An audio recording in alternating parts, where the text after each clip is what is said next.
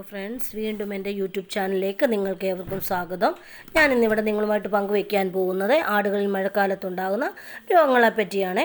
മഴക്കാലത്ത് ആടുകളിൽ കാണുന്ന ആരോഗ്യ പ്രശ്നങ്ങളാണ് വിട്ടുമാറാത്ത ചുമയും പനിയും ശ്വാസതടസ്സവും മൂക്കൊലിപ്പുമൊക്കെ. പനിയും ശ്വാസതടസ്സവും ഒക്കെ ഗുരുതരമായി തീർന്നാൽ അത് മാറാൻ നിന്ന് കഴിഞ്ഞാൽ അത് ന്യൂമോണിയ ആയിട്ട് തീരാനായിട്ട് സാധ്യതയുണ്ട്. അതുകൊണ്ട് നമ്മൾ ശ്രദ്ധിക്കേണ്ട കാര്യങ്ങളുണ്ട്.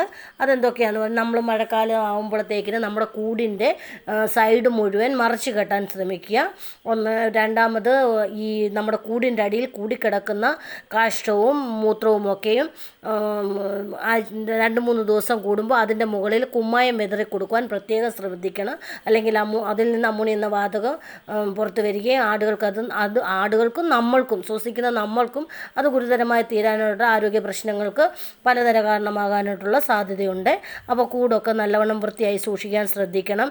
രാത്രി കാലങ്ങളിൽ ചകിരിയും കുന്തിരിക്കവും പിന്നെ തുളസി ഇല കിട്ടുമെങ്കിൽ തുളസി ഇലയും പനിക്കുറുക്കിയൊക്കെ ഇട്ട് ഒന്ന് പുകയ്ക്കുന്നത് ആടുകൾക്ക് നല്ലതായിരിക്കും.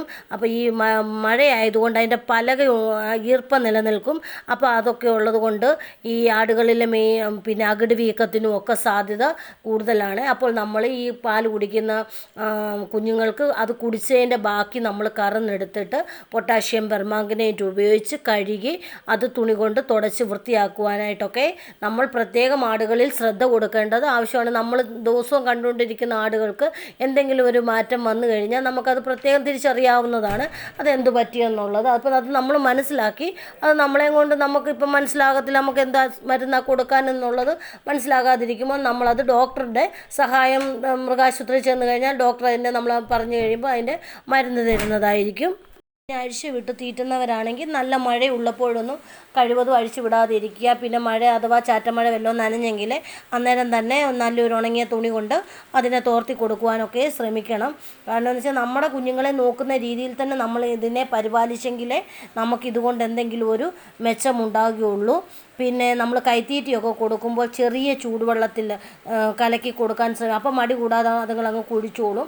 പിന്നെ പുല്ല് കൊടുക്കുമ്പോൾ ഈ നമ്മൾ ചെത്തിക്കൊണ്ട് വന്നിട്ട് കൊടുക്കുവാണെങ്കിൽ അതൊരു നനവ് മാറ്റിയിട്ട് ഇട്ട് കൊടുക്കാൻ നോക്കണം. കാരണം എന്താണെന്ന് വെച്ചാൽ ഇപ്പം മഴ പെയ്ത് ഇളം പോച്ചയൊക്കെ കിളുത്ത് വന്ന സമയമാകുമ്പോൾ ആ പോച്ചയുടെ നനവും ഈ ഇളം പോച്ചയും കൂടെ ആകുമ്പോൾ വയറിളക്കം ഉണ്ടാകുവാൻ നല്ല സാധ്യതയുള്ള സമയമാണ് ഈ മഴക്കാലത്ത്. വയറിളക്കമൊക്കെ വരുമ്പോൾ നമ്മളതൊക്കെ പ്രത്യേകം ശ്രദ്ധിക്കേണ്ടതുണ്ട്. വയറിളക്കത്തിന് പിന്നെ നമ്മൾ ഈ കൈത്തീറ്റ കൊടുക്കുന്നതിനകത്ത് നമ്മൾ ഈസ്റ്റ് അപ്പത്തിലിടുന്ന ഈസ്റ്റ് ഒരു ഞുള്ളിട്ട് കൊടുത്ത് ആഴ്ചയിൽ 3 വട്ടം എല്ലാം കൊടുക്കാമെങ്കിൽ ദഹന പ്രക്രിയയൊക്കെ നല്ല രീതിയിൽ അത് നടന്നോളും. അപ്പം വയറ് കമ്പനത്തെക്കുറിച്ചൊന്നും നമുക്ക് ടെൻഷൻ അടിക്കേണ്ട ആവശ്യമില്ല. മഴയായതുകൊണ്ട് നമുക്ക് പറയാൻ പറ്റുകയില്ല ഒന്നും തന്നെ. അപ്പോൾ അതൊക്കെ പ്രത്യേകം ശ്രദ്ധിക്കണം. വയറ് വീർത്ത് വരികയോ അങ്ങനെ എന്തെങ്കിലും ഉണ്ടെങ്കിൽ തന്നെ നമ്മൾ അടുത്തുള്ള ഡോക്ടറുടെ സഹായമൊക്കെ തേടേണ്ടതാണ്.